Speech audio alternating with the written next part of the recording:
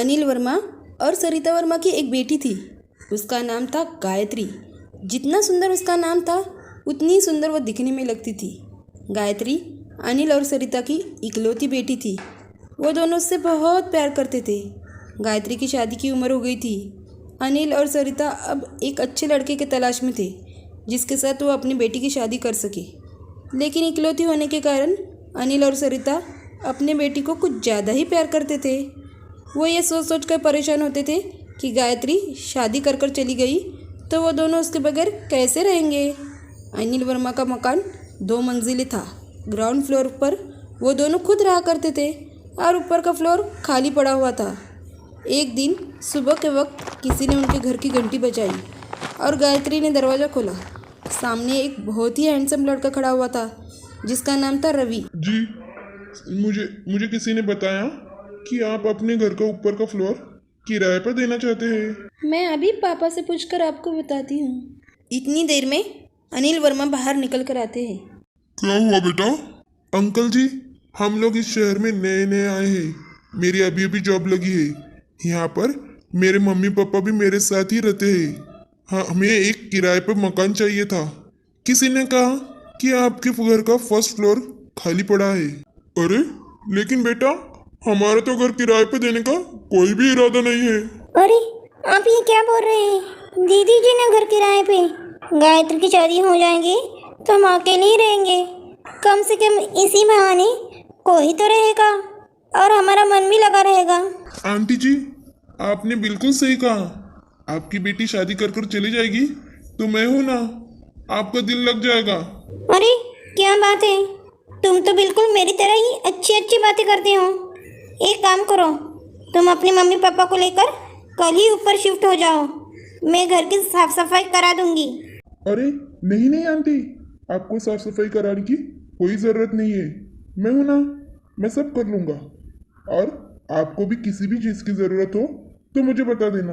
अगले दिन ही रवि अपने मम्मी पापा के साथ वर्मा जी के यहाँ शिफ्ट हो जाता है। रवि का नेचर बहुत ही अच्छा था। वह हर वक्त मुस्कुराता रहता। वो सरिता वर्मा को काफ़ी अच्छा लगने लगा था। रवि और उसके परिवार को वहाँ रहते अब कुछ दिन बीत गए थे। एक दिन शाम के वक्त जब सरिता वर्मा अनिल वर्मा के साथ बैठकर चाय पी रही थी तो उसने अपने दिल की बात अनिल वर्मा को बोल डाली। रवि कितना अच्छा लड़का है ना। हाँ हाँ, आजकल के ज़माने में ऐसे भले लड़के मिलते कहाँ हैं जो अपने माँ पापा का इतना ख्याल रखे। और कई बार तो खाना भी बनाकर खिलाता है भाभी जी और भाई सबको। मैंने तो कितनी बार देखा है, जिस दिन मेड नहीं आती सफाई भी अपने हाथ से ही करता है। हमारी बेटी गायत्री के लिए अगर ऐसा ही लड़का मिलता तो उसकी जिंदगी कितनी अच्छे से गुजर जाती। हमारी बेटी इतने लाड़ों से पली बड़ी है, मुझे तो उसकी बहुत ही चिंता होती है। बहुत ही सही बात की तुमने, लेकिन आजकल इतने अच्छे लड़के मिलते कहाँ हैं? कमाल कर रहे हैं आप भी। लड़का हमारे घर में है और आप कह रहे हैं लड़के नहीं मिलते। अरे ये क्या, कैसी बात कर रही हो तुम भी? वो तो हमारा किराएदार है। यही तो अच्छी बात है, हमारी बेटी हमारे पास ही रहेगी, किधर दूर भी नहीं जाएगी। ठीक है, लेकिन गायत्री को रवि पसंद भी है या नहीं? उस बात की बिल्कुल भी फिक्र मत कीजिए, मुझ पर छोड़ दीजिए आप सब। अगले दिन सुबह के वक्त गायत्री बेटा, ये मैंने रवि के लिए खीर बनाई है, जरा ऊपर जाकर उसको देकर तो आना। मम्मी प्लीज़ ये सब काम मुझे मत कहा कीजिए। मुझे ऑफिस के लिए बहुत देर हो गई है। आप ही जाकर देकर आइए। अच्छा मामा, ठीक है। सुबह सुबह नाराज मत हो, मैं ही जाकर देकर आती हूँ खीर। गायत्री ऑफिस जाने के बाद सरिता खुद ही रवि के घर खीर लेकर आती है। अरे आइए आइए बहन जी, बैठिए ना। बैठिए, कैसे आना हुआ आपका? ये खीर लेकर आई थी। आप लोग हमारे मकान मालिक होने के बावजूद भी हमारा कितना ख्याल रखते हैं। क्या भाई साहब, आप भी? वैसे आप लोगों का रवि की शादी का इरादा है भी या नहीं? मेरा मतलब कब कर रहे हैं, सोचा है या नहीं? बस बहन जी, हमें एक अच्छी लड़की मिल जाए। हमें एक सुंदर बहू चाहिए। एक ऐसी लड़की जो इस घर में एडजस्ट हो जाए, बस। और क्या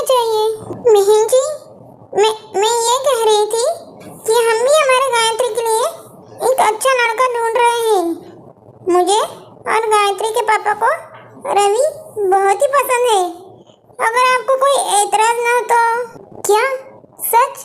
आप सच कह रही है? आप हमारे रवि के लिए पूछ रही है? अरे ये तो बहुत ही खुशी की बात है। मुझे भी गायत्री बहुत ही पसंद है। अब तो मकान मालिक से हमारे रिश्तेदार बन जाएंगे आप लोग। हाँ, और वैसे भी रवि और गायत्री की जोड़ी बहुत ही सुंदर लगती है। आज मैं बहुत ही खुश हूँ। अपनी बेटी को अपने से दूर नहीं करना चाहती थी और ये रिश्ता भी काफ़ी अच्छा मिल गया। रवि और गायत्री की शादी हो जाती है। शादी के बाद गायत्री जोर जोर से रोने लगती है। अरे तुझे रोने की क्या जरूरत है? सीढ़ियाँ चढ़कर ऊपर ही तो जाना है। तो क्या हुआ मम्मी, सभी लड़कियां रोती है, मुझे भी तो रोने दो ना। अरे क्यों रोना बेटा, जब मर्जी आए अपनी मम्मी को आवाज दे देना। इस तरह गायत्री हंसते हंसते अपने ससुराल चली जाती है। अगली सुबह जब रवि सोकर उठता है तो उसे गायत्री कहीं नजर नहीं आती। माँ, गायत्री किधर नजर नहीं आ रही? आपने उसे देखा क्या? पता नहीं बेटा, मैं खुद ही कहने वाली थी कि उसकी पगफेरी की रस्म है, उसे तैयार होना है। गायत्री, गायत्री, कहाँ हो तुम गायत्री? गायत्री तो अपनी माँ और पापा के साथ बैठकर चाय पी रही थी। रवि की आवाज़ सुनकर वो ऊपर देखती है। क्या हुआ रवि? अरे तुम यहाँ क्या कर रही हो? चाय पी रही हूँ, मुझे मेरे कप में ही चाय पीना अच्छा लगता है और बाथरूम भी तो मैं अपने ही कमरे का यूज़ करती हूँ। वैसे भी ऊपर वाला पोर्शन हमने किराए के हिसाब से बनाया था, मुझे वो रूम पसंद भी नहीं है। अरे पर गायत्री, अब वो तुम्हारा ससुराल है। अरे बहू, तुम्हारी तो पगफेरी की रस्म होनी थी, लेकिन तुम तो खुद ही अपने मायके पहुंच गई। अब आधी रस्म तो हो ही गई, बाकी की रस्म पूरी करने के लिए मैं रवि को भेजती हूँ। क्या मम्मी जी, आप भी ना आ रही हूँ ना मैं। गायत्री एक ही मिनट में दौड़कर ऊपर चली जाती है। अब गायत्री की सास उसे पहली रसोई बनाने के लिए किचन में भेज देती है। गायत्री अगले ही पल हलवा लेकर बाहर आ जाती है। अरे वाह, क्या बात है, बहू तो बहुत ही फास्ट निकली। आधा मिनट भी नहीं लगा उसे हलवा बनाने। अरे नहीं नहीं पापा जी, फास्ट वास्ट कुछ नहीं, वो तो मम्मी ने बनाया था, ज़्यादा बन गया था इसीलिए मैं ले आई। अरे बहू, वो अब तुम्हारा मायका है, ये तुम्हारा ससुराल है। अरे मम्मी जी, आप भी ना। अच्छा ठीक है, वो सब छोड़िए। पापा कह रहे थे कि इस महीने का किराया नहीं दिया आप लोगों ने, तो ज़रा वो दे देना। ये तुम कैसी बात कर रही हो गायत्री? क्या तुम्हारे पापा अब भी हम लोगों से किराया लेंगे? अरे हाँ, क्यों नहीं लेंगे, बिल्कुल लेंगे। आखिरकार आप हो तो उनके किराएदार ही ना, किराया क्यों नहीं लेंगे वो? अरे बहू, अब हम तो रिश्तेदार बन गए और ये उनकी बेटी का ससुराल है। अपने समझने से भला कौन किराया लेता है? नहीं नहीं पापा जी, मेरे पापा ना हिसाब किताब के बड़े ही पक्के हैं। अगर आप लोगों ने किराया नहीं दिया तो वो मुझसे किराया मांग लेंगे, क्योंकि मैं आप लोगों के घर की बहू हूँ ना। भगवान सब भला करना, ये ऊपर ससुराल नीचे मायका, कभी किसी को ना देना। पता नहीं क्या क्या रंग दिखाएगा ये। अच्छा रवि, ठीक है, अब मैं अपने घर जा रही हूँ, सुबह आ जाऊँगी। अरे गायत्री, हमारी शादी हो गई है, ये हमारा बेडरूम है, अब से हम यहीं रहेंगे। कहाँ जा रही हो तुम? अरे अपने कमरे में सोने जा रही हूँ, और मैंने आपको बोला था ना, मुझे ये वाला पोर्शन कुछ खास पसंद नहीं है। जब पापा बनवा रहे थे तब भी मैंने उनसे कहा था, लेकिन पापा ने कहा किराएदार के लिए बनवा रहे हैं, लेकिन मैं उनकी किराएदार थोड़ी हूँ। लेकिन मैं तो तुम्हारा पति हूँ ना गायत्री, तुम्हें मेरे साथ ही रहना चाहिए। अरे तुम्हारी पत्नी होने के पहले मैं मकान मालकिन हूँ, और वैसे भी 4 सीढ़ियाँ उतरकर मेरा मायका है। क्या हो गया अगर मैं वहाँ चली जाऊँगी? देखो गायत्री, अभी अभी तो हमारी नई नई शादी हुई है, तुम्हें मेरे पास ही रहना चाहिए ना। क्यों, सही कहा ना मैंने? इसके पहले गायत्री रवि के सवालों का जवाब देती, नीचे से सरिता जोर जोर से गायत्री को आवाज़ देकर बुलाने लगी। अरे गायत्री बेटा, अरे कहाँ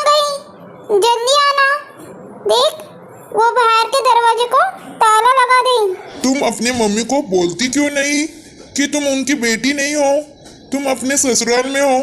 अरे क्या हुआ अगर मैं अपने ससुराल में हूँ? रोज़ रात को मैं दरवाजे को लॉक लगाती हूँ, जा रही हूँ मैं। इतना कहकर गायत्री नीचे उतर जाती है। दरवाजे को लॉक कर कर जा रही होती है, तभी उसकी सास उसे देख लेती है। अरे बहू, तुम अपने मायके में क्या कर रही हो? अरे मम्मी जी, ताला लगाने आई थी। मम्मी पापा को हमेशा से ये काम मुझसे करवाने की आदत है। आ रही हूँ मैं अब ऊपर। नहीं नहीं बहू, देखो देखो, रात के 12 बज चुके हैं और गुरुवार लग चुका है। हमारे यहाँ गुरुवार के दिन लड़कियाँ मायके से ससुराल नहीं आती। अरे माँ, ये क्या जबरदस्ती है? सीढ़ियाँ तो चढ़कर आना है उसे। अरे बेटा, इन सीढ़ियों के बीच में ही ससुराल और मायके का फर्क है। अब गायत्री परसों ही ऊपर आ सकती है, उसके पहले नहीं। और इसी तरह गायत्री को फिर से अपने मम्मी पापा के यहाँ ही रुकना पड़ा। लेकिन गायत्री, रवि और बाकी के लोगों को लगने लगा था कि ऊपर ससुराल नीचे मायके की ये कहानी कुछ उलझती जा रही थी। कुछ दिनों बाद, अरे मम्मी जी, घी तो ख़त्म हो गया, अब मैं खाना कैसे बनाऊं? तू रुक बहू, मैं अभी रवि से कहती हूँ, वो लेकर आएगा। अरे रहने दीजिए मम्मी जी, अभी माँ से लेकर आती हूँ। अरे नहीं नहीं बहू, समधी के घर से ऐसे रोज रोज सामान मांगना अच्छा नहीं लगता। मम्मी पापा ठीक कह रहे, मैं अभी लेकर आता हूँ। रवि जैसे ही नीचे उतरकर बाहर जाने निकला, वैसे ही उसे सरिता मिल गई। अरे कहाँ जा रहे हो रवि बेटा? मेरा मतलब दामाद जी। कुछ नहीं मम्मी जी, वो घी खत्म हुआ था, वही लेने जा रहा था। अच्छा सुनो, ये सामान भी लेकर आना। अब तुम्हारे पापा जी तो थक जाते हैं, तो तुम ही ले आओ। सरिता एक लंबी लिस्ट रवि को पकड़ा देती है। सारा सामान लेकर वो घर आता है। रवि की माँ उसे सारा सामान लाते देख लेती है। अरे तू दामाद है उस घर का, ये क्या? उनका सामान लादकर गधे की तरह घूम रहा था। तो क्या करूं मम्मी, कैसे मना करूं? सामने मिल गई गायत्री की मम्मी, तो कैसे मना करूं? और फिर क्या कहता मैं? कुछ दिन बाद दोपहर के वक्त गायत्री अपने कमरे में कहीं नज़र नहीं आ रही थी। गायत्री के सास ने उसे चारों ओर ढूंढा। जब वो कहीं नज़र नहीं आई तो गायत्री की सास समझ गई गायत्री अपने मायके चली गई होगी। थोड़ी देर बाद जब गायत्री ऊपर आई तो उसकी सास उसे घूर घूर के देखने लगी। क्या हुआ मम्मी जी? अरे बहू, तुम तो कभी भी अपने मायके चली जाती हो। क्या करूं मम्मी जी, दूसरी लड़कियों की तरह अपने ससुराल की बुराई फ़ोन पर नहीं कर सकती ना, इसलिए सोचा माँ को सामने ही जाकर बता देती हूँ। क्या मतलब? क्या मतलब मम्मी जी, अरे लड़कियाँ करती है ना अपनी सास की बुराई। मैंने सोचा देखती हूँ कैसा लगता है अपनी सास की बुराई कर कर। अब ऊपर से नीचे कॉल करना अच्छा नहीं लगता, इसलिए मैं खुद ही चली गई। भगवान भला करे, जाने क्या क्या होना बाकी है। कुछ दिनों बाद गायत्री की प्रेगनेंसी की खबर आती है। गायत्री, अब तुम्हें अपनी हेल्थ का ध्यान रखना होगा। वो रवि मेरी सहेली है ना, वो अपने डिलीवरी के लिए मायके गई थी, तो क्या मैं भी अपने मायके जा सकती हूँ? अरे गायत्री, तुम्हारा मायका दूसरे शहर में तो दूर, दूसरे घर में भी नहीं है। तुम वहाँ रहो या यहाँ रहो, क्या फर्क पड़ता है? नहीं नहीं, अब मैं अपने मायके ही डिलीवरी कराऊंगी।